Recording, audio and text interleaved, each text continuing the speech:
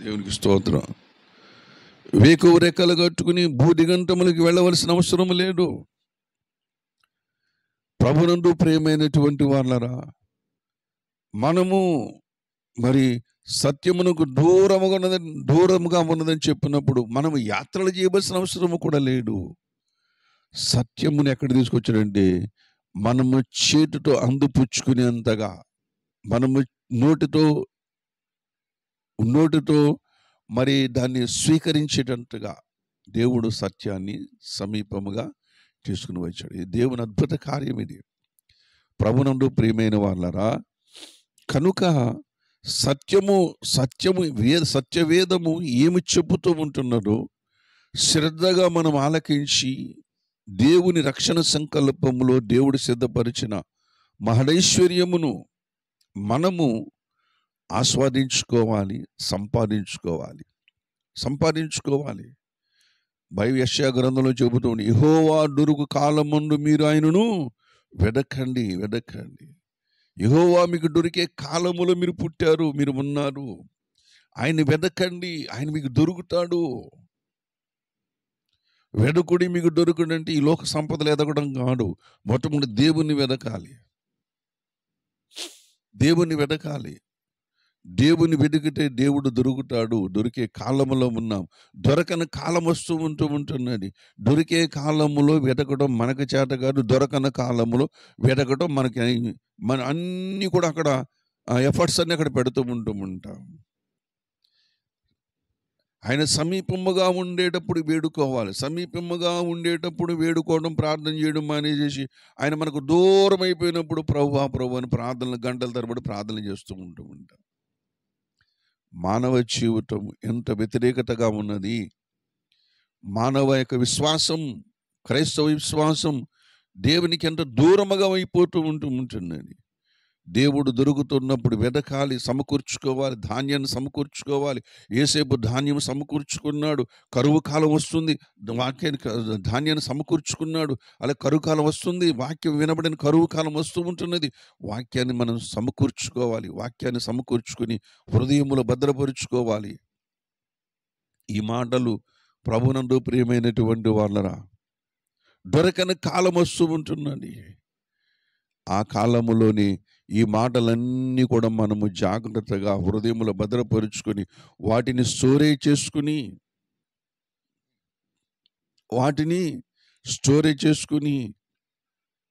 వాటిని మనము ఆ వాక్యము దొరకని కాలములో వాటిని మనము ధ్యానము చేసుకున్నప్పుడు నీ విశ్వాసం మరింత బలపడుతుందని దేవుని యొక్క వాక్యము మనకి తేటగా తెలియజేస్తూ ఉంటుంది. ప్రత్యక్ష గుడారపు అనుభవంలో ప్రభునందు ప్రియమైనటువంటి వాళ్ళరా, 4వ అనుభవం దీపస్తంభము చేయమని చెబుతూ ఉంటున్నాడు. మోషేతో దేవుడు చెబుతూ ఉంటున్నాడు. ప్రత్యక్ష గుడారములో 4వ ఉపకరణం ఏంటంటే దీపస్తంభము దేనికి చూచినా దేవుని యొక్క వాక్యమునకు వాక్యము నిత్యము వెలుగుతూనే ఉండాలి. నా వాక్యం నిత్యము కూడా వెలుగుతూనుండాలి. యేసుప్రభు అందుకే చెబుతాడు, మీ దీపము నిత్యము వెలుగుచుండనియండి. ఆరిపోతాయి, ఆరిపోకుండా నూనెలో సిద్ధిపోసుకోండి. నూనె కూడా వాక్యమే, దీపం వెలుగు కూడా వాక్యమే. ఆ వెలుగాలంటే నీలో ఉన్న నూనె దాంట్లో పోస్తూ ఉండాలి. విశ్వాసము, పరిశుద్ధత, నీతి మనం దాంట్లో పోస్తూ ఉండాలి, వెలుగుతూ ఉండాలి. మీ దీపం నిత్యము వెలుగుచుండనియండి అంటూ ఉంటాడు.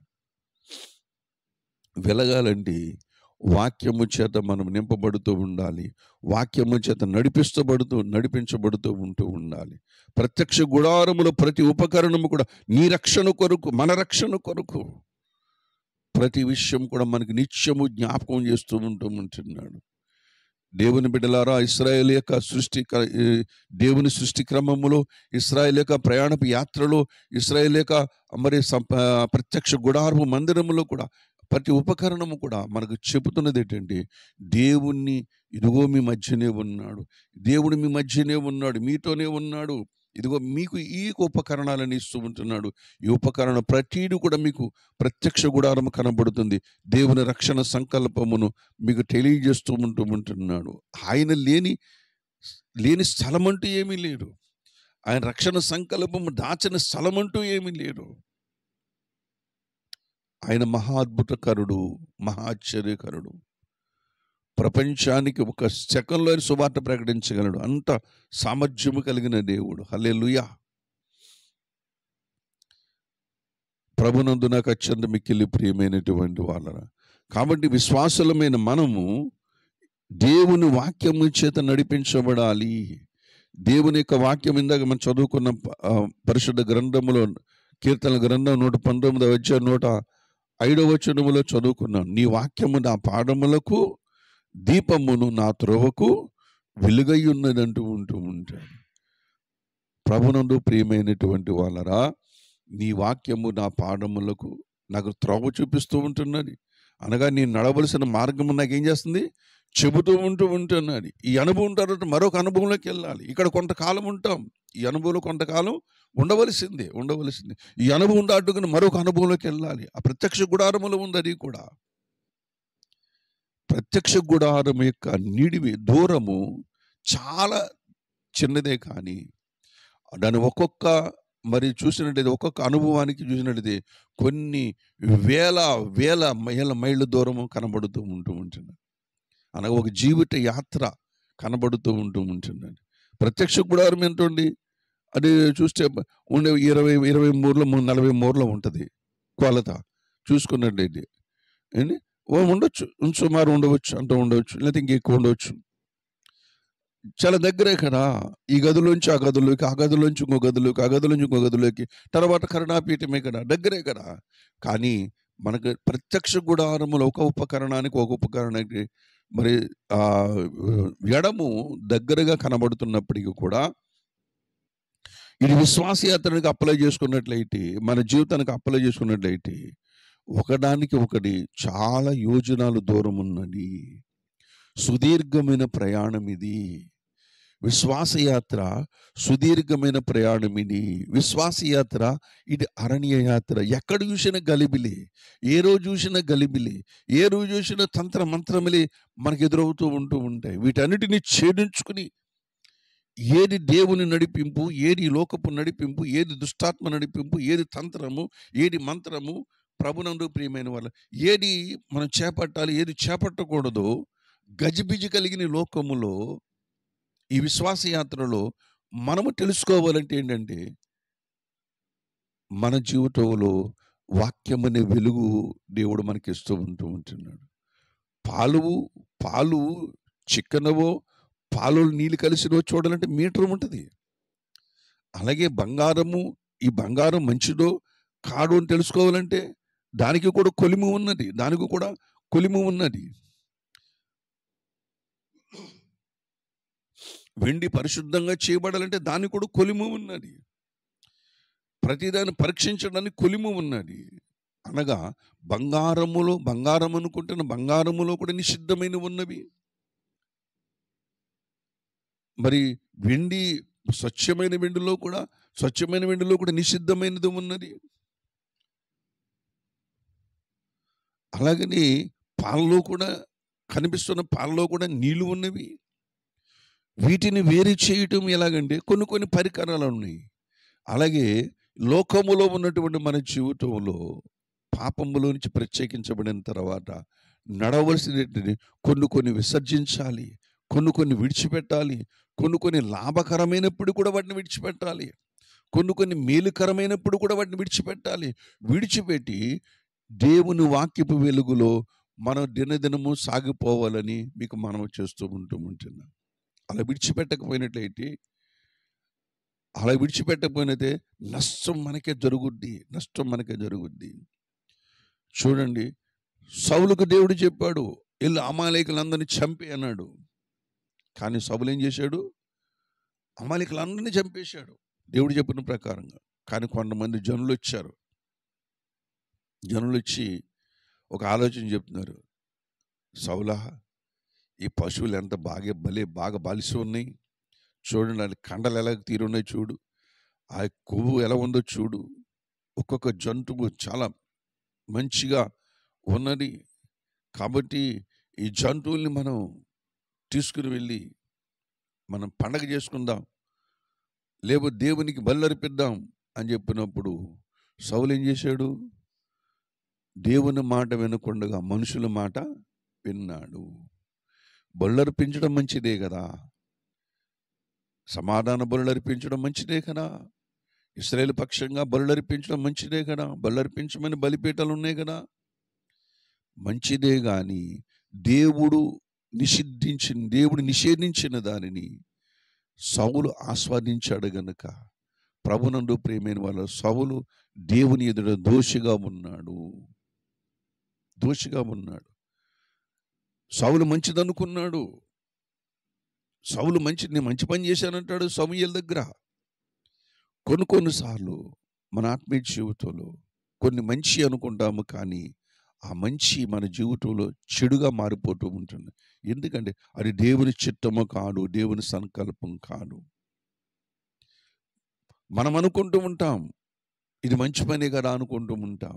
నిజమే, నువ్వు మంచి పని, ఆలోచన మంచి పని, కానీ దేవుడు వద్దన్న పని మనం చేయకూడదంటే, దాన్ని గ్రహించాలంటే, వివేచించాలంటే ఇదిగో వాక్యం ఉన్నది. ఇక్కడ వాక్యమనే దీపం ఉన్నది. మనకి ప్రత్యక్ష గుడారములో నివసిస్తున్నటువంటి మనకు, దేవుని సంకల్పంలో బ్రతుకుతున్న మనకు ఏది మంచిదో, ఏది చెడ్డదో, ఏది చెయ్యాలో, ఏది చేయకూడదో, ఏది గ్రహించాలో, ఏది దీన్ని విడిచిపెట్టాలో మనం తెలుసుకోవడానికి దేవుని యొక్క వాక్యము మనకు ఉన్నది. ఈ కడవరి దినాలలో ఈ వాక్యపు వెలుగు మరింత శ్రేష్టముగా మనకు అవసరమై ఉంటున్నది.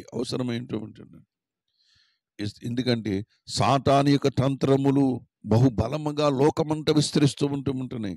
సాతాను యొక్క కార్యములు విస్తారముగా భూప్రపంచం మీద అలుముకుంటూ ఉంటున్నాయి.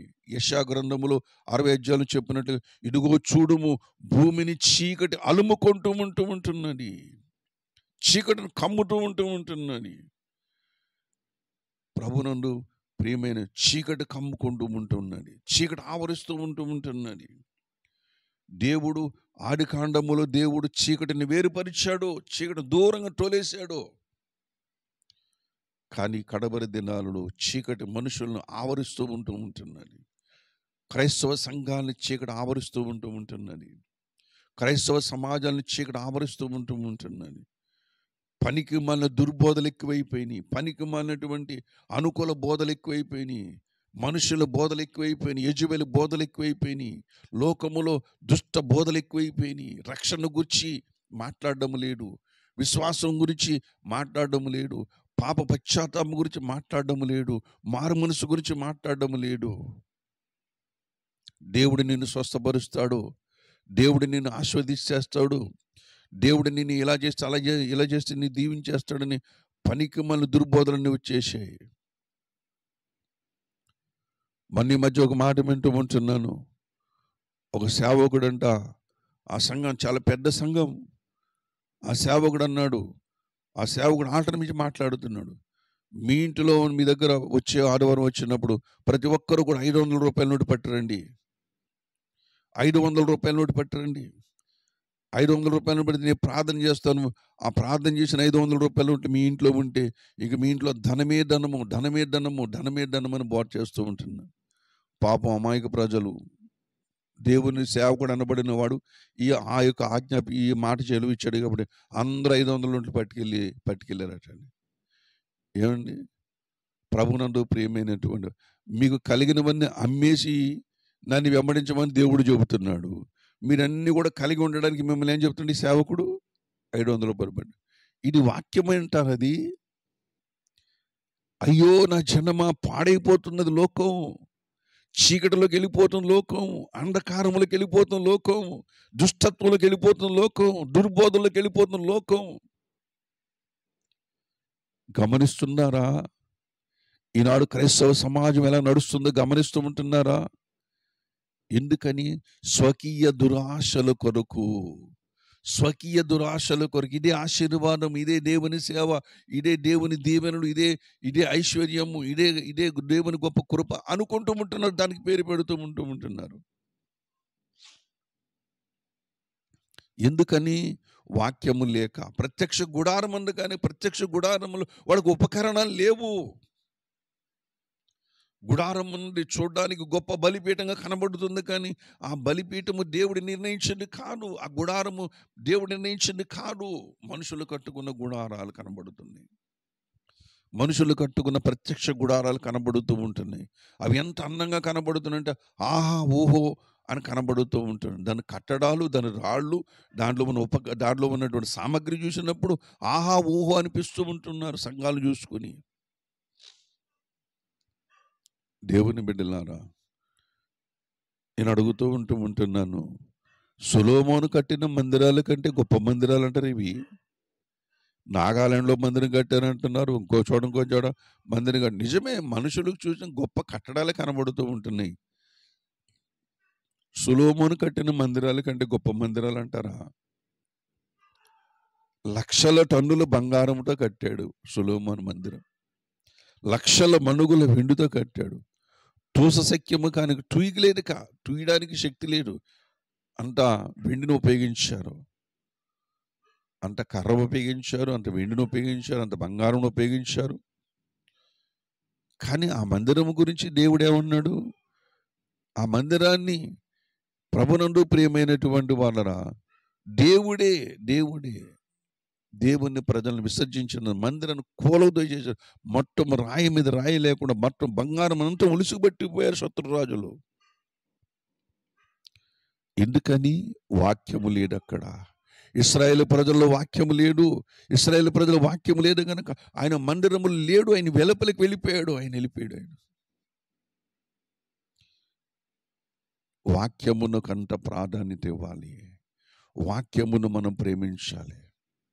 నీ జీవితం సరిగా లేకపోయినా సరే వాక్యాన్ని ప్రేమించు. నీ జీవితంలో నెమ్మది లేకపోయినా సరే వాక్యాన్ని ప్రేమించు. ఇది మనం నేర్చుకోవాలి. నీ చుట్టూ శత్రు సమూహములు ఉన్నా సరే నువ్వు ప్రేమించవలసిన వాక్యాన్ని మనం ప్రేమించాలి. నీ వాక్యము నా పాదములకు దీపం అంటూ ఉంటున్నాడు. మన పాదములకు దీపమైన వాక్యాన్ని మనం ప్రేమించాలి. ఎందుకో తెలుసా? దేవుని బిడ్డలారా, అద్దం మన ముఖం చూసుకున్నట్లుగా వాక్యముతో ఉన్నప్పుడు మనం ముఖం చూసిన వాక్యమే మనకు కనబడుతూ ఉంటుంది. అద్దము ఆ దీప కాంతిలోకి నువ్వు వెళ్ళిన తర్వాత దేవుని వాక్యమని నువ్వు పిలవబడుతూ ఉంటావు. హల్లెలూయా. దేవుని వాక్యం పిలువబడుతుంది. ఎందుకని? క్రీస్తు యొక్క స్వరూపము దీపస్తంభము దగ్గర ఉన్న వారికి మాత్రమే దొరుకుతూ ఉంటున్నది. మరి ఎవరికి కూడా దొరకదండి, ఎవరికి దొరకదు. ఆయన రూపమును ఎవరికి ఇచ్చేవాడు కాడైనా, ఆయనకి ఇష్టలైన మనుషులకు మాత్రమే ఇచ్చేవాడైనా, ఎవరికి పడితే ఇచ్చేవాడు కాదు. ప్రత్యేకించుకుంటూ ఉంటాడు, నీవుని ప్రత్యేకించుకుంటూ ఉంటాడు. ఆయన మార్గం నడవడానికి పిలుస్తూ ఉంటాడు. ఒక వచనం చదువుకుని మనం ముగించుకుని ప్రార్థనలోకి వెళ్ళిపోదామని గలతీ రాసిన పత్రికలో పరిశుద్ధాత్మ దేవుడు ఆవేదనను వ్యక్తం పరుస్తూ ఉంటున్నాడు. గలతీ రాసిన పత్రిక 4వ అధ్యాయం 12వ వచనం చదువుతున్నాను. నా పిల్లలారా, క్రీస్తు స్వరూపం యందు ఏర్పడు వరకు మీ విషయమై మరలా నాకు ప్రసవేదన కలుగుతూ ఉంటున్నది. క్రీస్తు రూపం మీ యందు ఏర్పడాలి. క్రీస్తు స్వరూపం మీ యందు ఏర్పడాలి. క్రీస్తు పోలిక మీ యందు ఏర్పడాలి. అంటే క్రీస్తు విశ్వాసమున కర్త అయిన వాడు, విశ్వాసం పుట్టించేవాడు. ఆ విశ్వాసం కలిసి సంఘానికి లేదు. మోసపోవడమే, అబద్ధాన్ని నమ్మడమే. పౌలు చెప్పిన సువార్త వేరు, వేరే వాళ్ళు చెప్పిన సువార్త వేరు. వేరే వాళ్ళు చెప్పిన సువార్త సైడ్కి వెళ్ళిపోయారు, ధర్మశాస్త్రం అయి వెళ్ళిపోయారు. ధర్మశాస్త్రము బాలశిక్షకుడని చెప్పి నేర్పినటువంటి పౌలు, క్రీస్తులోకి నడిపించినటువంటి పౌలు గలతీ సంఘానికి, ఈ గలతీ క్రీస్తుని విడిచిపెట్టి ఎక్కడికి వెళ్ళిపోతున్నారు? ధర్మశాస్త్రముకి వెళ్ళిపోతున్నారు. మంచి పనులు చేయాలి, సమాజానికి సేవ చేయాలి, మన నీతిగా ఉండాలి, ఇవన్నీ మంచియే. కానీ క్రీస్తుని విడిచిపెట్టారే.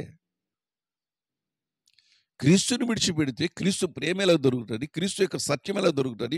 క్రీస్తు యొక్క మరి ప్రేమ ఎలా దొరుకుతుంది? క్రీస్తు యొక్క దయ ఎలా దొరుకుతుంది? క్రీస్తు యొక్క కనికరమే, ఈ లక్షణం ఎలాగొస్తాయి మనకి ఆయన విడిచిపెడితే? ఆయన సాత్వికము, ఆయన దీన మనసు, ఆయన యథార్థత, ఆయన పరిశుద్ధత, ఆయన నీతి ఎలా దొరుకుతుంది? ఆయన వాక్కు ఎలా దొరుకుతుంది? క్రీస్తుని విడిచిపెడితే దొరకడు. క్రీస్తుని కలిగి ఉంటేనే దొరుకుతాయి. ఓ గలతీ సంఘస్థులారా, ఇంత త్వరగా మిమ్మల్ని ఎవడు భ్రమ పెట్టాడు? ఇంత త్వరగా తొలగిపోతారా మీరు? ఈనాడు ప్రపంచ క్రైస్తవ సమాజము ఇలాగే కనబడుతూ ఉంటుంది. క్రీస్తులోంచి తొలగిపోయి నానా విధమైనటువంటి దుర్బోధల చేత, నానా విధమైన దురాశల చేత నడిపించబడుతూ ఉంటున్నారు. ప్రభునందు ప్రియమైన వారు, దేవుడు వారిలోంచి మిమ్మల్ని ప్రత్యేకించుకొని ఇదిగో ప్రత్యక్ష గుడారం యొక్క ఉపకరణాల గురించి మనతో మాట్లాడుతూ ఉన్నాడు. ఆయన జ్ఞానవంతులు కండి, వివేకవంతులు కండి, నిద్రమత్తు వదులుకొని మేలుకొనండి. ఈ మాటలు మీ హృదయములో భద్రపరుచుకోండి. హల్లెలూయా. ఈ మాటలు మీ హృదయం భద్రపరుచుకోండి. నీ చుట్టూ ఉన్న సమాజం చుట్టూ వెలుగు అనుకుంటున్నావు, వెలుగు కాను. నీ చుట్టూ సమాజం చుట్టూ చీకటి ఉన్నది. ఆ చీకటి దురాత్మల సమూహముతో నింపబడి ఉంటున్నది. ఒకరిద్దరు కాదు, కొన్ని కోట్ల మంది ఉన్నారు భూమి మీద. అబద్ధాన్ని నమ్మున్నట్లు, అబద్ధాన్ని నమ్మడానికి, అబద్ధమే సత్యమని నమ్మడానికి అనేకమైనటువంటి ప్రేరణలు సాతానుడు మనుషులు కల్పిస్తూ ఉంటున్నాడు. ఈ లోకానికి యేసుప్రభు అంటే కిట్టదు. ఈ లోకంలో యేసుప్రభు మాట ఎట్టే చాలు మనుషులు చెర్రెత్తిపోతూ ఉంటున్నారు. కోపం వచ్చేస్తూ ఉంటుంది, ద్వేషం వచ్చేస్తుంది, అసూయ వచ్చేస్తూ ఉంటున్నది. వీళ్ళని తరమెయ్యాలి, వీళ్ళని ఉండనివ్వకూడదండి. ఎందుకని? వాళ్ళలో ఉన్న దుష్టాత్మకు యేసుప్రభు అంటే ఇష్టము లేదు. మనుషులు కాదు, వాళ్ళలో ఉన్న దుష్టాత్మలకు, దుష్ట శక్తులకు, మంత్రగాళ్ళకి యేసుప్రభు అంటే ఇష్టము లేదు. యేసుప్రభు అంటే సత్యము తెలుసుకుంటే వీడు పరలోకి వెళ్ళిపోతాడు. పరలోకి వెళ్ళకూడదు.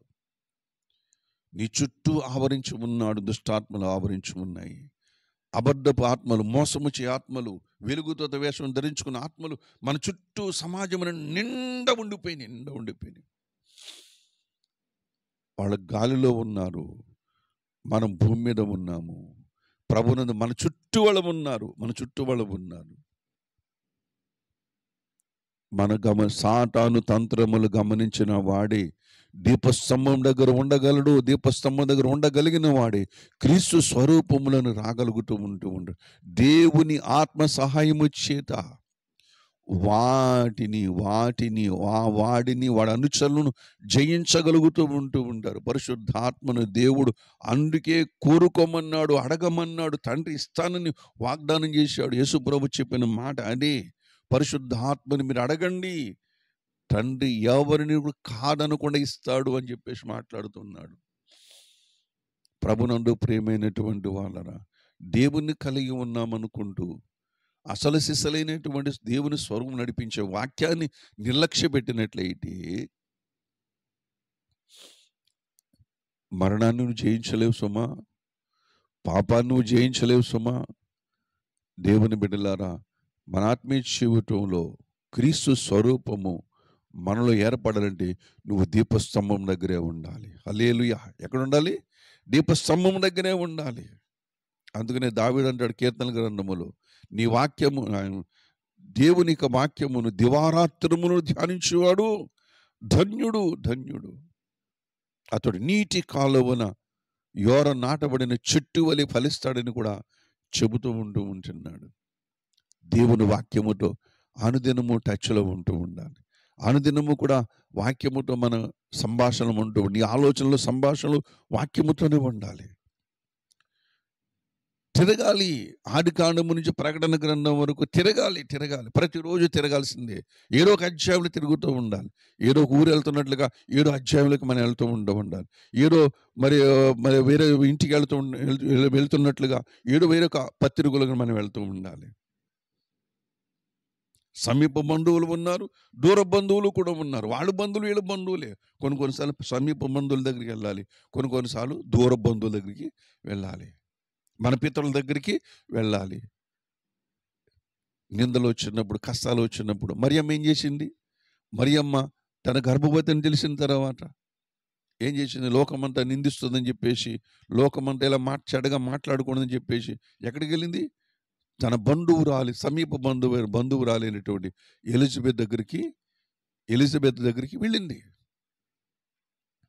అక్కడ ఆదరణ దొరికింది, అక్కడ నెమ్మది దొరికింది, అక్కడ ధైర్యం దొరికింది, అక్కడ దేవుని సంకల్పం దొరికింది, దేవుని యొక్క ప్రత్యక్షత అక్కడ దొరికింది, ఆమెకు దొరికింది. హల్లెలూయా. ప్రభునందు ప్రియమైన వాళ్ళరా, వాక్యము దగ్గర కూర్చోండి. కొన్నిసార్లు పత్రికలోకి వెళ్ళండి, కొన్నిసార్లు గ్రంథాల్లోకి వెళ్ళండి, కొన్నిసార్లు దూర బంధువుల దగ్గరికి వెళ్ళండి. మన బంధువులు ఎవరు అని?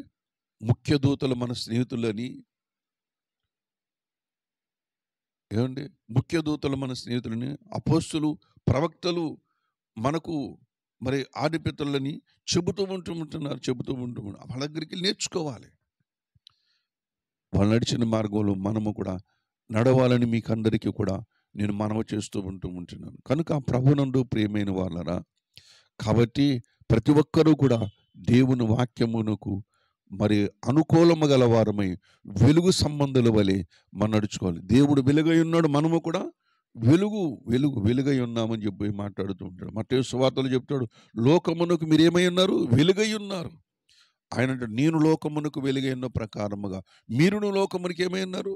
వెలుగై ఉన్నారు. ఈ చీకటి లోకములో నీవు వెలుగై ఉండకపోతే ఎవడు ఈ లోకానికి వెలుగును చూపిస్తాడు? ఎంత ప్రాధాన్యత ఇస్తూ ఉన్నాడు నిన్ను. ఆ దీపస్తంభమును, ప్రత్యక్ష గుడారముల దీపస్తంభమును ఇదిగో ప్రజలకు కనపరుస్తూ ఉంటాడు. నీ కుటుంబంలో కావచ్చు, నీ సంఘంలో కావచ్చు, నీ సమాజంలో కావచ్చు, వాటిని నిలబెడుతూ ఉంటున్నాడు. నీవు దీపముగా ఉండాలి. కొండ ఎలా ఉండాలి? కొండ మీద ఉన్న పట్టణం ఎవరికి మరుగై ఉండదు కదా, అలాగే దీపము కూడా ఎవరికి కూడా మరుగై ఉండదు. ఆ దీపం ఉండడానికి అనేక మంది జనాలు వస్తూ ఉంటారు. అట్టి దీపముగా నన్ను చేయి ప్రభువా అని మనం దేవుని దగ్గర ప్రార్థన చేసుకోవాలి. హల్లెలూయా. ప్రభునందు ప్రియమైన వాళ్ళరా, దీపం మారిపోకుండా దానికి స్వచ్ఛమైన నూనె తీయమంటున్నాడు. మళ్ళీ స్వచ్ఛమైన నూనె తీయమంటున్నాడు. స్వచ్ఛమైన నూనె దేవుని వాక్యమే. వాక్యము వెలుగుతూ ఉండాలంటే వాక్యముతోనే మనం జీవిస్తూ ఉండాలి. కనుక ప్రభునందు నాకు అత్యంత మిక్కిలి ప్రియమైనటువంటి వాళ్ళరా, దావీదు అంటూ ఉంటున్నాడు, నా నడక శుద్ధి చేసుకుంటాను, నన్ను నేను శుద్ధి చేసుకుంటాను. దేన్ని బట్టి? వాక్యమును బట్టి అంటూ ఉంటాడు. నడక, తన జీవితమును, తన ప్రవర్తనను శుద్ధి చేసుకునేది ఏంటంటే వాక్యమే. వాక్యమున్న చోట దుష్టుడు ఉండలేడు. కాబట్టి వాక్యం ఎక్కడ ఉండాలి? నీ హృదయములో ఉండాలి. లోకములో ఉంటే ఉండని గాక, కానీ నీ హృదయములో దేవుడు ఉండాలి, వాక్యం ఉండాలి. అందుకనే ఆ దేవుడు మోషేతో చెబుతూ ఉంటాడు, వాక్యం ఎక్కడ ఉండాలి? అది నీ నొసట మీద బాసికములే ఉండాలి, నీ చేతి కంకణాల వలె ఉండాలి, నీ మెడకు ఆహారం వలె ఉండాలి. ఏమండి అని చెబుతూ ఉంటాడు. పౌలు ఏమని చెబుతున్నాడు? మొత్తం కవచంగా పెట్టుకుంటారా బాబు అంటూ ఉంటున్నాడు. వాక్యం ఎలా ఉండాలంట? కవచము, యుద్ధ వీరుడు. కాబట్టి వాక్యముని ధరించుకున్నట్లయితే వాక్యము నిన్ను ధరిస్తూ ఉంటున్నది, నువ్వు నిత్యము నిలుస్తూ ఉంటావు. హల్లెలూయా. కాబట్టి ప్రత్యక్ష గుడారములో 4వ అనుభవం ఏంటంటే దీపస్తంభము. దేవుని సంఘములో నువ్వు స్తంభముగా ఉండాలి, దీపముగా ఉండాలి, వెలుగుతూ ఉండాలి. నువ్వు అనేకులకు మాదిరిగా ఉండాలి. నిన్ను చూసి అనేక మంది నేర్చుకోవాలి. నిన్ను చూసి ప్రేమను నేర్చుకోవాలి, నిన్ను చూసి సత్యము నేర్చుకోవాలి, నిన్ను చూసి యథార్థత నేర్చుకోవాలి, నిన్ను చూసి పరిశుద్ధత నేర్చుకోవాలి, నిన్ను చూసి నీతిని నేర్చుకోవాలి, నిన్ను చూసి సాత్వికం నేర్చుకోవాలి, నిన్ను చూసి దీనత్వం నేర్చుకోవాలి, నిన్ను చూసి పంచిపెట్టడం నేర్చుకోవాలి, నిన్ను చూసి బుద్ధి జ్ఞానం నేర్చుకోవాలి. దీపస్తంభం అంటే, దీపం అంటే అది ఒకళ్ళకి అది వెలుగుతూ ఇంకొకళ్ళు వెలిగిస్తూ ఉండేది దీపము. అది వెలుగుతూ ఇంకొకరిని వెలిగించేది దీపం. ఇంకొకరిని వెలిగించిన దీపం కాదది. ప్రభునందు ప్రియమైనటువంటి వాళ్ళరా, దీపంగా కనబడుతున్నట్టు ఫోటోలో కూడా దీపాలు ఉంటాయి కదా. ఆ దీపం చుట్టూరు కూడా చీకటి ఉంటుంది, నలుపు ఉంటుంది. ఆ దీపం తెల్లగా కనబడుతూ ఉంటుంది, అగ్నిలా కనబడుతూ ఉంటుంది. ఆ దీపం అది కాదు కదా. ఒకరిని వెలిగించేది దీపం అంటే, ఇంకొకరిని ప్రభువుని నడిపించేది దీపం అంటే, ఇంకొకరికి మార్గం చూపించేది దీపం అంటే, ఇంకొకరిని మార్చగలిగినదే దీపం అంటే. మేడగదులు అనేకమైన దీపములు ఉన్నాయి. ఆ మేడగదిలో ఉన్న దీపాలే ప్రపంచాన్ని వెలిగించాయి. హల్లెలూయా! ప్రపంచాన్ని ఏం చేశాయి? వెలిగించాయి. దేవుని సన్నిధిలో దీపముగా ఉంటానని చెప్పుకుంటూ నీవు ఎన్ని దీపాలను వెలిగించావు? ఎంతమందిని వెలిగించావు? ఎంతమందిని ప్రభు దగ్గర నడిపించావు? ప్రత్యక్ష గుడారములోనే ఉన్నామా? ఆలోచన చేద్దాం. ప్రత్యక్ష గుడారంలోనే ఉన్నామా మనం? ఎవరినైనా వెలిగిస్తున్నామా? ఎవరినైనా ప్రభు దగ్గర నడిపిస్తూ ఉంటున్నామా?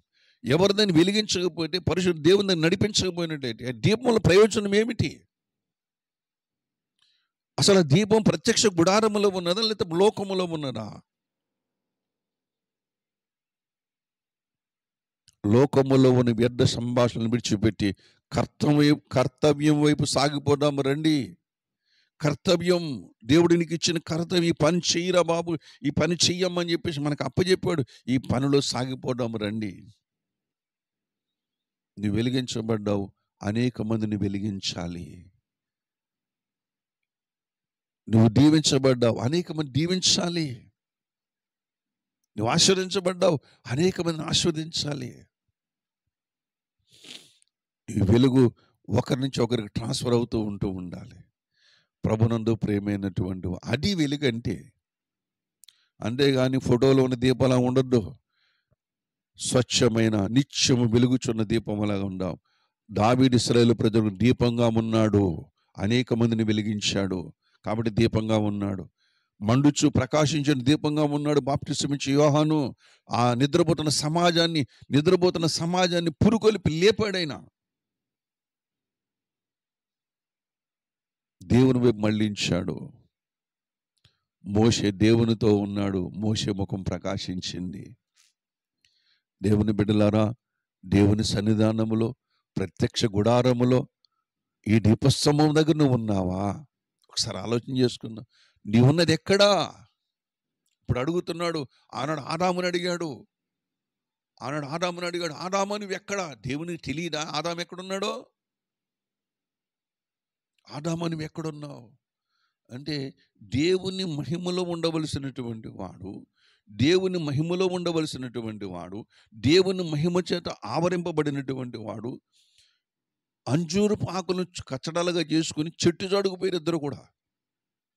ఈ వెలుగులో ఉండవలసింది ఎక్కడికి పోయాడు? ప్రభునందు ప్రేమ దేవుని ఎదుట దాక్కున్నాడు. మనం అలా ఉండడు. దేవుని వాక్యం చెబుతూ ఉంటుంది, నువ్వు ప్రత్యక్ష గుడారములోనే ఉండాలి. ఆయన బలిపీఠము దగ్గరే ఉండాలి. ఆయన మందిర ఆవరణలో ఉండాలి. ఆయన సన్నిధిలోనే ఉండాలి. మనం ఇక్కడ ఉంటూ బయటికి వెళ్ళి మేట మేసుకుంటూ మళ్ళీ లోపలికి రావాలి. లోపల దేవుని యొక్క వాక్యం మేట మేసుకుంటూ ఈ వాక్యాన్ని లోకానికి చెప్పాలి. అందుకు నా గొర్రెల స్వరం ఉంటాయి, అవి బయటికి వెళితే సురక్షితంగా వెళితే మళ్ళీ సురక్షితంగా లోపలికి వస్తాయి అని చెప్పేసి మాట్లాడుతున్నాడు. ఈ భూమి మీద మనం బతికినంత కాలం ఇదిగో దేవుని సువార్త కొరకు, ఆత్మ రక్షణ కొరకు, మరి సంఘ క్షేమము కొరకు, దేవుని రాజ్య వ్యాప్తి కొరకు మనం ప్రయాసపడదాము. రండి ప్రార్థన చేసుకుందాం. దేవుడి మాటలు మన వినికిడిలో దీవించు.